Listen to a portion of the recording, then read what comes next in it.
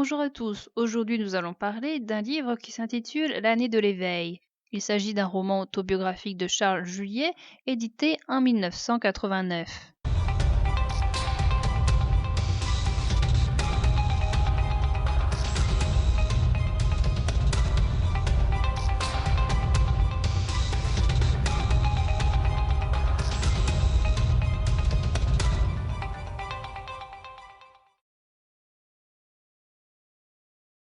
Le narrateur est en seconde année à son école militaire. Il s'entend bien avec son chef qui l'invite le dimanche à venir passer quelques heures chez lui.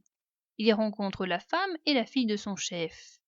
Le narrateur se bat contre les ragots qui courent sur son chef, qui viennent de sa réelle brutalité et également de la jalousie du traitement privilégié du narrateur qui a le droit de sortir le dimanche. Le narrateur pratique le rugby qu'il abandonne pour se mettre à la boxe. Le chef l'entraîne. Il est un ancien champion de boxe. Le narrateur se met à beaucoup travailler afin d'avoir des bonnes notes pour satisfaire son chef. Le jour du Nouvel An, il obtient une permission plus longue car le chef veut que le narrateur garde sa fille pendant la nuit car lui et sa femme ont programmé une sortie.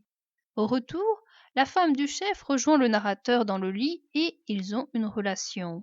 Leur relation recommence tous les dimanches. Le narrateur a honte de cette relation car il a l'impression d'être dans le péché, car il s'en veut puisqu'il admire son chef, car il est ignorant en matière de sexualité. Le narrateur doit faire face à la violence de certains chefs et des anciens.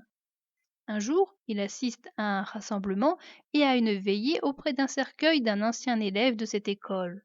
Il a peur d'être envoyé dans un pays lointain pour s'y battre et d'y mourir seul, loin des siens et de son village. Le narrateur se procure les lettres de ses camarades en les échangeant contre ses desserts. Il écrit quelquefois des réponses que ses camarades recopient. La vie est rude à l'école.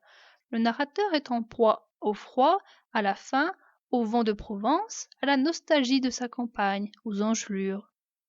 Un jour, il se plaint à un de ses professeurs des conditions pénibles auxquelles sont soumis les élèves.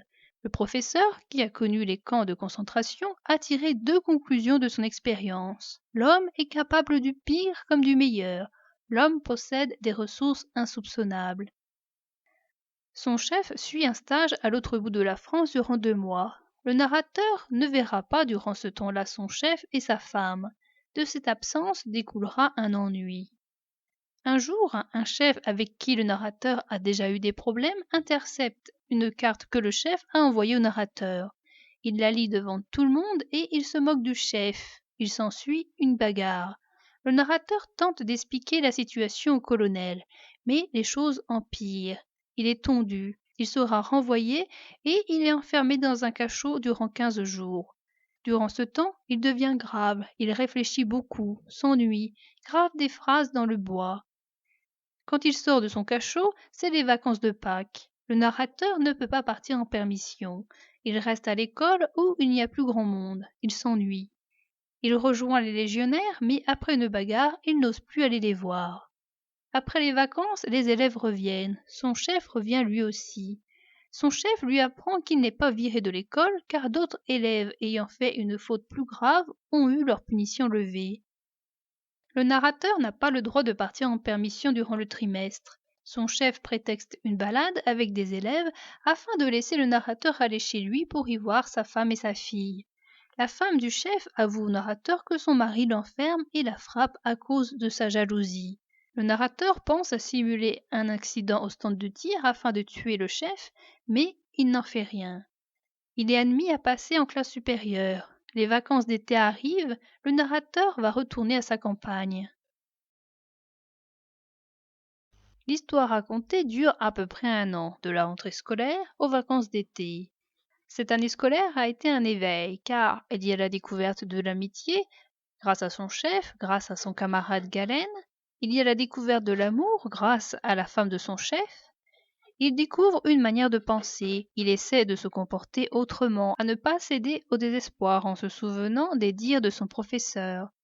Il y a la découverte d'une nouvelle manière de se comporter, il ne se laisse pas faire, même s'il s'agit des anciens ou de chefs. Évidemment, il y a des changements physiques, le narrateur a beaucoup grandi. Il dépasse son état d'enfant et il va doucement vers l'âge adulte. Cependant, le narrateur a certains blocages. Cet enfant est toujours mêlé à la crainte, que ce soit le jour ou la nuit. Il a peur des chefs et des élèves des classes supérieures. En effet, à cause d'eux, il peut arriver au narrateur n'importe quoi, souvent des sévices physiques, et il ne peut pas se plaindre sous peine que les choses empirent. Un second blocage se trouve vis-à-vis de la transmission de ses pensées. Il n'ose pas dire sa vie à la femme de son chef. Il veut dire des choses, il a plein d'idées dans la tête, il se rend compte que cela entraîne une situation gênante s'il reste silencieux, mais il n'arrive pas à faire autrement. C'est de même avec ses rédactions. Un troisième blocage provient de son isolement. Il est souvent tout seul, il ne reçoit pas de lettres de sa famille, il est obligé de les acheter à ses camarades. Les lettres qu'il reçoit de sa maîtresse, il est obligé de les manger. On se moque des cartes qu'il reçoit de son chef. Bien des années ont passé.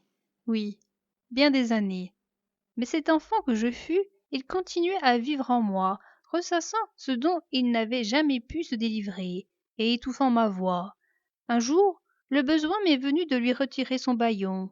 Sans plus attendre, il s'est alors emparé de ma plume, de mes mots, et au long des nuits, heureux de pouvoir enfin laisser son cœur se débrider, il m'a fait revivre son histoire. Tout a commencé ce matin d'octobre. Les 120 élèves de la compagnie, ils sont au réfectoire, en train de prendre le petit déjeuner. Moi, je suis seule dans le couloir, appuyée de l'épaule contre un mur, et je pleure. Notre chef de section m'aperçoit, et il veut savoir ce qu'il s'est passé. Je me refuse à le lui dire, de crainte qu'il ne punisse ses coupables. Mais il insiste, et à travers hoquets et sanglots, je dois lui apprendre que chaque matin, c'est la même chose. À la demande de l'aumônier, je vais servir la messe, et quand j'arrive au réfectoire, avec un peu de retard, les autres ne m'ont rien laissé. Mon quart de café, ma mince tranche de pain et ma sardine ont été raflés, et ensuite, il me faut attendre jusqu'à midi avant de pouvoir calmer ma fringale. Mais si je pleure, ce n'est pas parce que j'ai faim et vais trouver la matinée interminable. C'est en raison de leur égoïsme, de leur indifférence à ce que cet acte entraîne pour celui qui en est victime. Des 11 camarades avec lesquels je prends mes repas, il n'y en a pas eu un seul pour me garder ma part, et cela me meurtrit, me blesse, fait de moi un exclu.